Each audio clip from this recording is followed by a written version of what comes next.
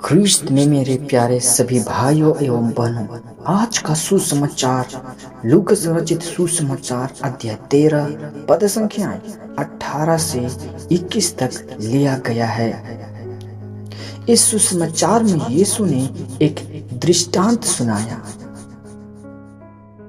जिसमें वे कहते हैं कि स्वर्ग का राज्य एक छोटे से बीज की तरह है जिसे किसान ने बोया और वह बड़ा हो गया और एक वृक्ष बन गया जिसमें आकाश के पक्षी अपने घोंसले बनाते हैं।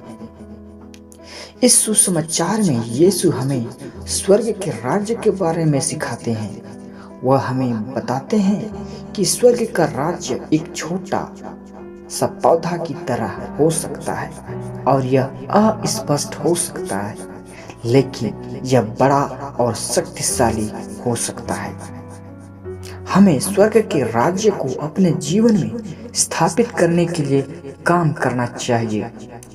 यीशु ने फिर एक और दूसरा दृष्टांत सुनाया जिसमें वे कहते हैं, स्वर्ग का राज्य आटे की तरह है जिसे औरत ने गूंथा और वह इसे गूंथकर इसे बढ़ाती है और जब तक कि यह पूरी तरह से तैयार नहीं हो जाता है। इस दृष्टांत में यीशु हमें विश्वास और कार्य के बारे में सिखाते हैं। यीशु हमें बताते हैं कि हमें अपने विश्वास को कार्य में बदलना चाहिए। हमें स्वर्ग के राज्य को अपने जीवन में स्थापित करने के लिए काम करना चाहिए और दूसरों की सेवा करनी चाहिए। हमें अपने जीवन को और अपने विश्वास को बढ़ाने और इसे दूसरों के साथ साझा करने के लिए काम करना चाहिए। यीशु कहते हैं कि यह सबसे छोटा बीज है, लेकिन जब इसे बोया जाता है तो यह एक बड़ा पेड़ बन जाता है जिसमें पक्षी भी बसेरा कर सकते हैं।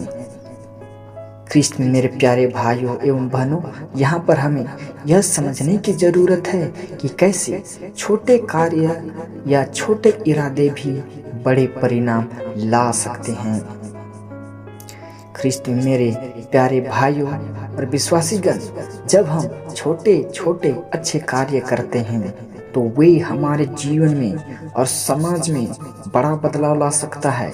जैसे सरसों का बीज जो देखने में बहुत छोटा है लेकिन अपनी पूरी क्षमता के साथ बड़ा होता है। हमें यह याद रखना चाहिए कि हमारे जीवन में भी छोटे कार्य जैसे दया, करुणा और प्रेम बड़े बदलाव का कारण बन सकते हैं। ख्रीस्त में मेरे सभी विश्वासीगण, यीशु कहते हैं कि जैसे खमीर आटे में मिलाने से पूरी आटा फूल जाता है, वैसे ही ईश्वर का राज्य हमारे जीवन में धीरे धीरे फैल जाता है।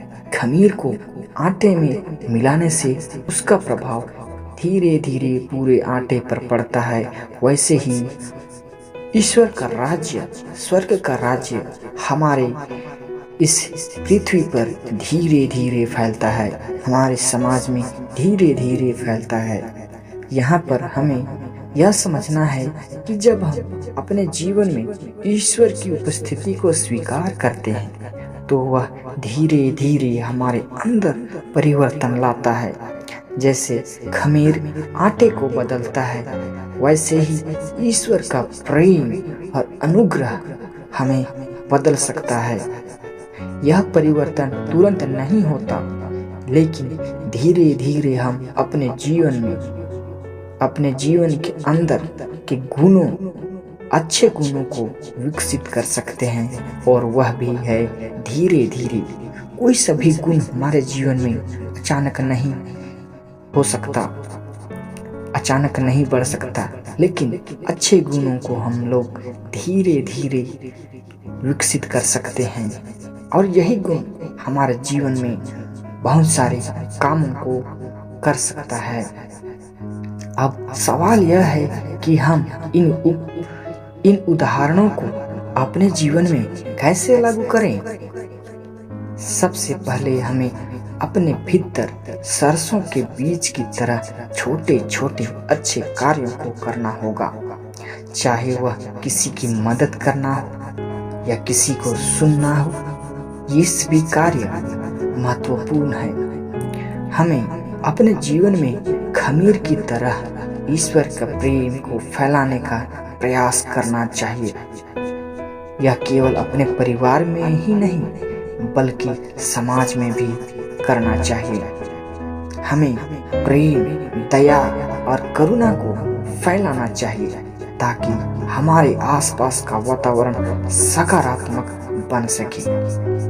प्रिय दोस्तों, आइए आज यीशु के कहे गए वचनों पर चलें। आज यीशु हमें यह याद दिलाते हैं कि हम किसी भी स्थिति में निराश ना हों। छोटे कार्य भी महत्वपूर्ण होते हैं और वे बड़े बदलाव ला सकते हैं। हमें अपने जीवन में ईश्वर के राज्य को स्थापित करने के लिए प्रयासरत जीवन भर करना चाहिए। आइए हम सभी मिलकर सरसों के बीज की तरह और खमीर की तरह काम करें और अपने जीवन को ईश्वर के प्रति समर्पित करें। हमारे छोटे कार्य और ईश्वर का प्रेम इस दुनिया में एक बड़ा बदलाव ला सकता है। तो आइए हम यीशु से प्रार्थना करें। हे यीशु, हमें स्वर्ग के राज्य को अपने जीवन में स्थापित करने की शक्ति दे। हमें अपने विश्वास को कार्य में बदलने के लिए शक्ति दे। हमें दूसरों की सेवा करने की शक्ति दे ताकि स्वर्ग का राज्य हर एक देश के कोने कोने में, हर एक परिवार में, हर जगह, हर पल, दिनों दिन बढ़ता जाए और आपकी महिमा, आपकी दया का बहाव हर व्यक्ति के पास पहुंच सके। आमीन।